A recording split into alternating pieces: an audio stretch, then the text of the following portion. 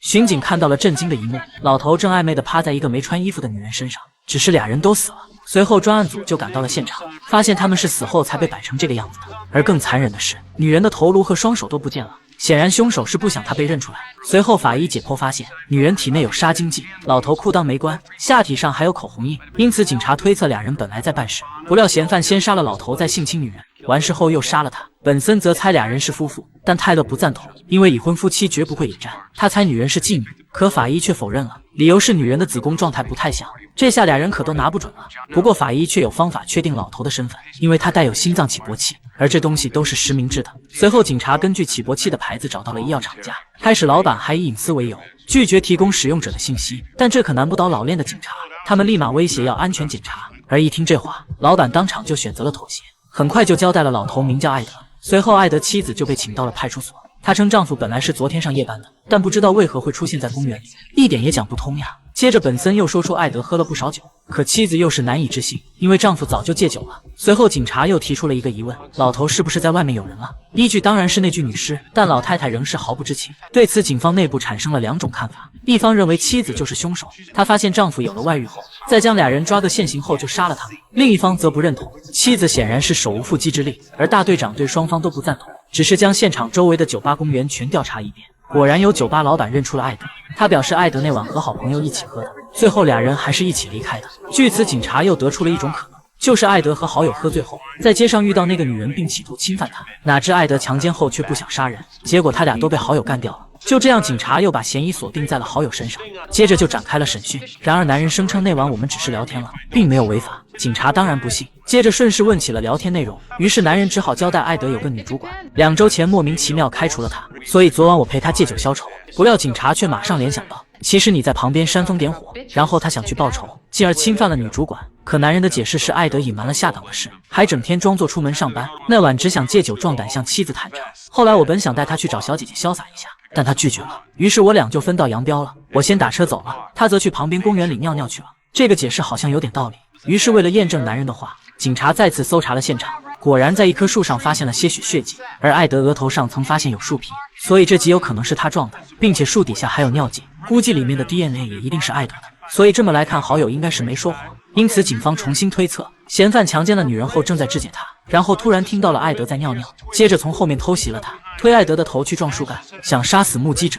这也解释了艾德裤裆开着的原因，所以他其实是被牵连的。但本森随即提出了疑问，艾德下体上可有女人的口红呀？不过泰勒想当然认为这是凶手故意弄得俩人有关系，以混淆视听。而这时所里突然来了消息，又有了新发现，有人在下水道里发现了一只断手。随后法医揭下了拇指肚上的皮肤，让本森戴上后，成功取得了死者的指纹。很快比对结果就出来了，死者竟是防治动物虐待局的探员潘，他负责调查虐待动物的人，因此这么看来，凶手极可能是被潘处理过的人了。随后警察就来到了潘的单位，在排除了他有男友之后，就把目标锁定在了潘最近处理的危险案子上。然而局长也拿不准哪件最危险，但动物收容所的员工却听说过一些事，有个虐猫的男孩曾威胁过他，还诅咒潘死后下地狱。就这样，警察立马怀疑上了这个孩子，随后就来到了男孩哈利家里。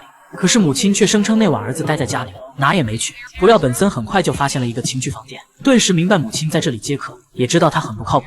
果然，当问及哈利虐待动物的事实，母亲根本不知道，还反驳那都是别人嫉妒哈利才这么造谣的。而见母亲真的如此不靠谱，俩人决定还是来看下哈利的房间吧。不成想这里竟是一派黑白阴暗风，并且窗外就是防火梯，说明他可能趁母亲找乐子时偷跑出去犯案。同时哈利的藏书都是关于犯罪和警察作业程序的，全是跟连环杀手有关。殊不知就在这时，哈利突然回来了，见状警察当即亮明了身份，而男孩也马上明白他们是为潘而来的。可他却非常镇定，丝毫没有否认潘曾指控过自己，也坦白心理医生诊断自己对世界有攻击性。但当警察问及他以前虐待动物时，哈利却都否认了。可因为并没有实质证据，警察也不能拿他怎么样。不过哈利的前女友却证实他很恐怖，自称分手后他就不断跟踪我，还写了一大堆诡异的信，竟是一些他想和我在车祸中一起丧生的内容。既然女孩被威胁过，警察就想请他出面作证将哈利关起来，但女孩却坚决拒绝了，她可不敢惹哈利。于是警察只好问有谁敢惹她，不料女孩还真知道有一人。就这样按照她的指引，警察在厕所里逮到了哈利的好基友，随后便表明了目的。可男孩自称已不跟哈利混了，他着迷于死亡，根本就是个怪胎。而见男孩明显不配合，于是警察就威胁将他嗑药的事告诉父母，整得好基友只得妥协，供出哈利在公园里有个藏宝处，里面有他收藏的宝贝。Collection of what? Skulls. 而这正是警方努力寻找的东西。随后，警察大部队就封锁了公园，按照好基友的指示挖出了宝贝，接着就打了开来。果然是满满一箱的头骨，但是却都偏小，估计是猫或者狗的，并且里面还有一把大刀，却很符合命案凶器的特征，只是里面没有与人类相关的东西。不过这些足以传讯哈利了，可哈利仍是泰然处之。母亲也不信儿子会杀人，但当警察出示头颅照片后，母亲顿时有点慌了。然而哈利却看穿了一切，他直言这是警方的审问技巧，先捣乱你的心思后才开始提问，让母亲不必在意。随后又侃侃而谈，警察会通过提问哪些问题，从而判断出我是反社会人格。还别说，竟都被他说中了。接着哈利感到无趣，就想离开，但警察又指出他虐待动物的问题。不料哈利仍是丝毫不以为意，还列举出了很多大人物小时候都虐待过各种动物。可不成想警察还没表态，母亲先受不了了，他这才意识到儿子的冷血，然后就放弃了权力，将哈利彻底交给了警方审讯。可哈利了解警方的所有招数，他们也不知接下来怎么审了。对此，黄博士分析哈利自尊心很强，不会允许别人对他颐指气使，可以让他以第三人称角度吐露实情。于是警察便转换角度，请哈利解析谁会是凶手。开始他还不乐意，但在警察的一番吹捧之下，他分析凶手是男性白人，40岁左右。他非常了解潘，用受伤的动物引诱他前去，然后躲藏在公园暗处伺机而动。Why her? Maybe she rejected his advances. So he lures her to the park, then what? Takes her to a private place where he can be alone with her for a while. 'Cause he owns her now. He owns her body, her soul. And now he can do whatever he wants. 但警察质疑潘可是受过训练的，并且身上还有枪，凶手不太可能制服他。She never saw him. She was preoccupied. Just bent over the animal and it was a blitz attack. What did he use? Something handy, like a rock.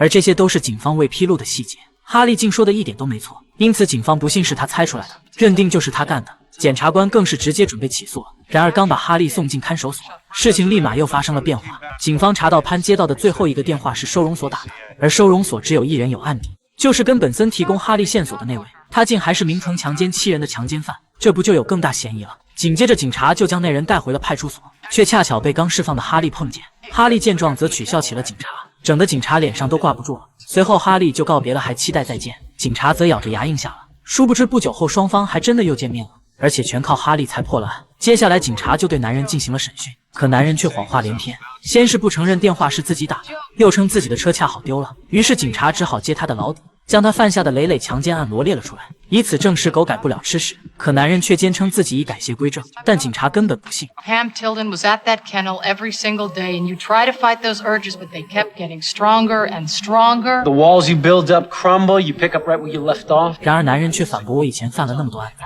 可从未杀过人。对此警察也有理由，所以一直有人指证你因而坐牢，这次你不想坐牢了，因此才杀人灭口，并且还割掉他的头和双手，让我们无法通过他查到你。但是男人就不承认，他坚称自己改过自新了。至此警察拿他也没办法了，于是搜查了他家，试图找出死者的头颅，可是却一无所获。而正当检察官感到没理由起诉时，警察突然发现了男人写的一些小说，竟全是在讲强奸加折磨，并且还寄给了他的狱友阅读，狱友还回复了好多读后感，让他下次多记几分。检察官一听这个便有了指控理由，这不就是传播淫秽物品罪吗？当然男人的律师是反对的，他狡辩男人并没有散布的意图，可检察官掌握有他邮寄的证据，而律师仍反驳他只寄给了朋友，并言明检方就是无法证明我委托人的谋杀罪，所以才找了这个蹩脚理由。但检察官义正言辞，男人就是在传播淫秽作品。而法官在听了俩人的争论后，最终决定让陪审团来裁决。不料这正符合检察官的心意，果然陪审团在听到男人写的那些内容后，加上他又是有前科的，最后判决3级猥亵罪成立，但也顶多只是1年刑期而已。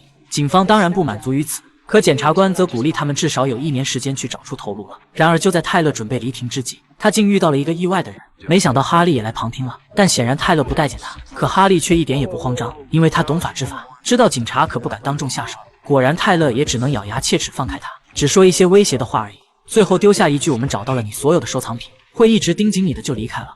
You think there never is just one stash? 却不料这句话竟一语双关，警察立即受到了启发，既然罪犯家里没有头颅，说不定是藏在了其他地方。于是紧接着他们就搜查了所有与罪犯有关的地方，果然找到了被他藏起来的作案工具车，并且还在上面发现了血渍。可不幸的是，那是来自狗狗的。俩人一听顿时失望之极。然而就在这时，法医却又提出了新发现，通过对车轮胎上泥土的分析，发现里面含有黄白反光漆的碎屑，说明车子急转过，而轮胎上有泥证明车子开出过柏油路，加上货车里也找到了泥鞋印，所以综合这些特征推测，凶手走出车外把头丢掉后，又急速离开了现场。而通过泥土中物质分析，地点则是在一个土壤污染严重的地方，应该是化工厂的排水沟。然而那天凶手行走的路线太长，一路上共有8家化工厂，可是不太好寻找。不过这时法医又提到，土壤中汞的含量最高，结合实际情况，应该是一家生产盐酸的工厂，而这样的工厂就只有一家了。于是紧接着警方就到盐酸厂的排污口打捞了起来，可不成想捞了半天却是啥也没找到。几人又是一阵惆怅，只好随口问问岸边找到了什么，结果也是一堆乱七八糟的东西。然而就在本森失望离开之际，警员突然说还找到了一个耳环，本森急忙接过来观看，竟是一只狗狗的形状，而这就成了破案的关键。随后警察来见了被关起来的男人，男人竟自得只是关1年而已。